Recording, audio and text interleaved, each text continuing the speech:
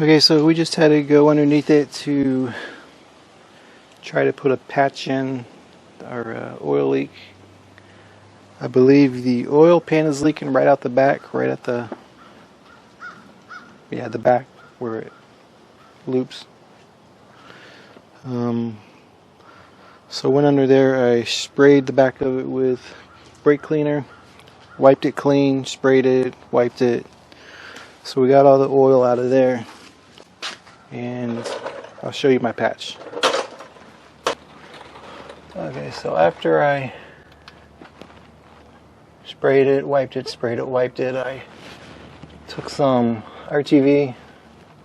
All I had on hand was gray, and I went in there and I pushed it inside any crevice that I could, above the gasket, below the gasket, and then I just kind of coated on top of it.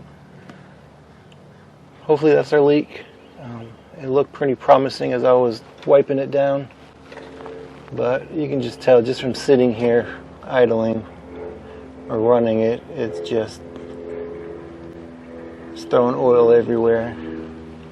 Usually I would say rear main seal, but if it's leaking pretty bad out of that pan, it's still going to go on the flywheel and throw oil everywhere.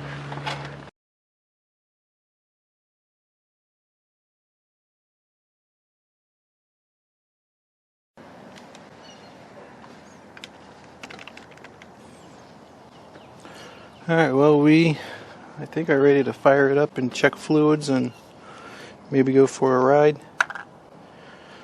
I got the new battery in. Let's see what happens when we turn the O key.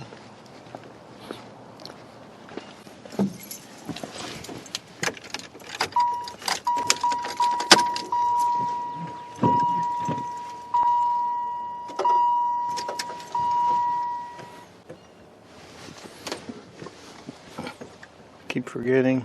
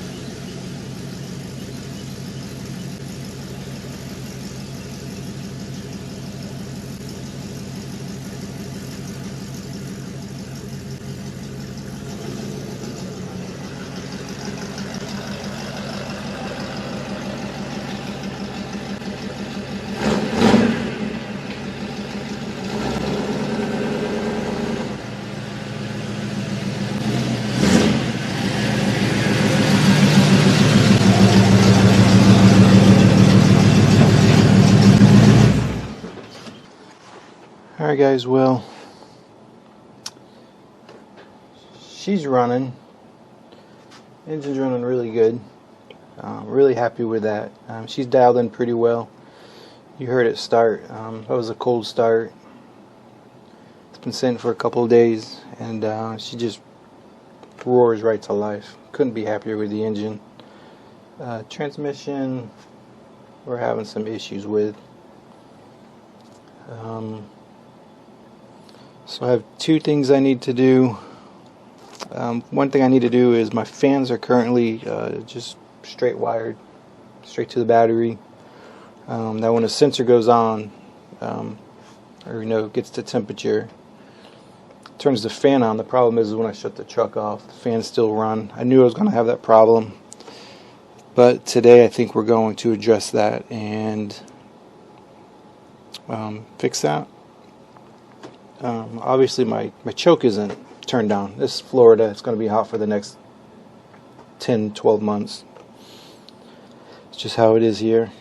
So I don't really need to choke. It takes a couple minutes for it to actually warm up.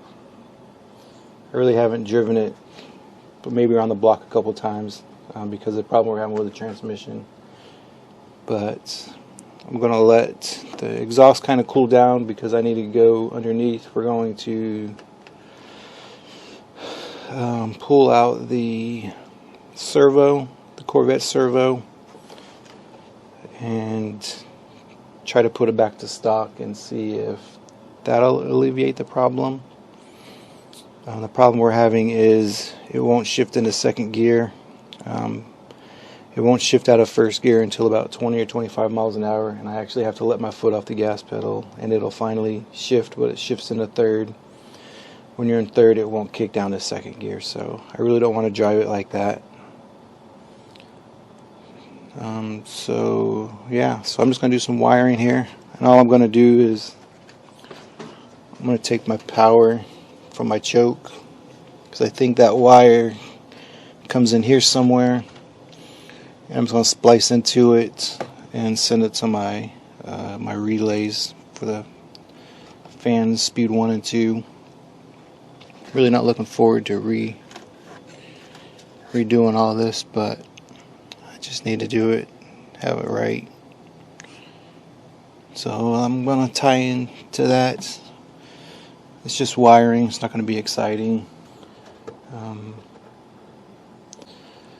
So that's kind of where we are. That's where I haven't been a video, and I've been busy at church for the past couple weeks, and I got a few more weeks. I'll be busy there, working almost every day. But a couple more weeks, I'll have free time. And yeah.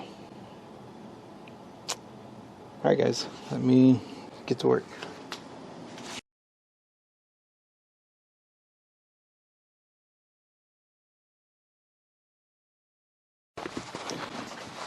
Alright, well, let's see what happens.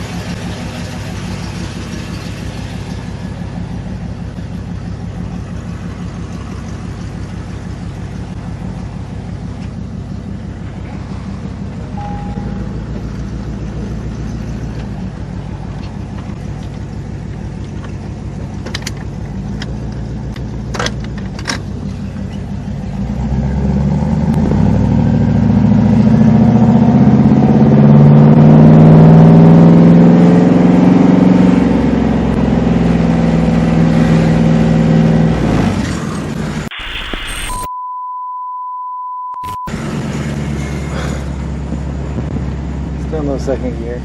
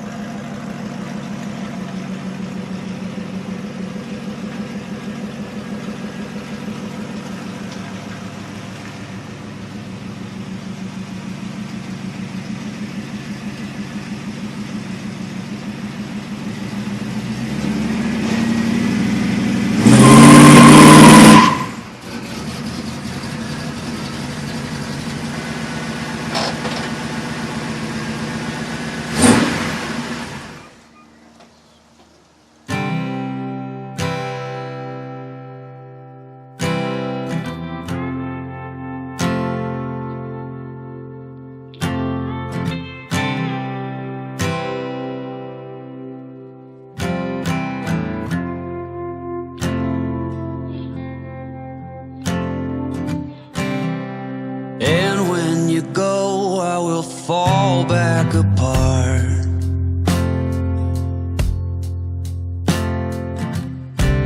Find pieces of me all over the yard.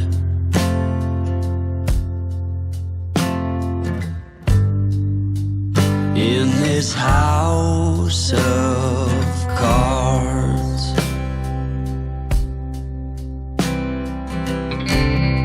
she says, hey man, there were just too many days.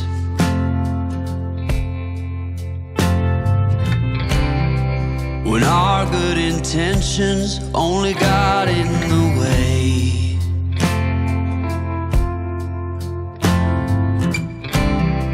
And I almost never know what I should say.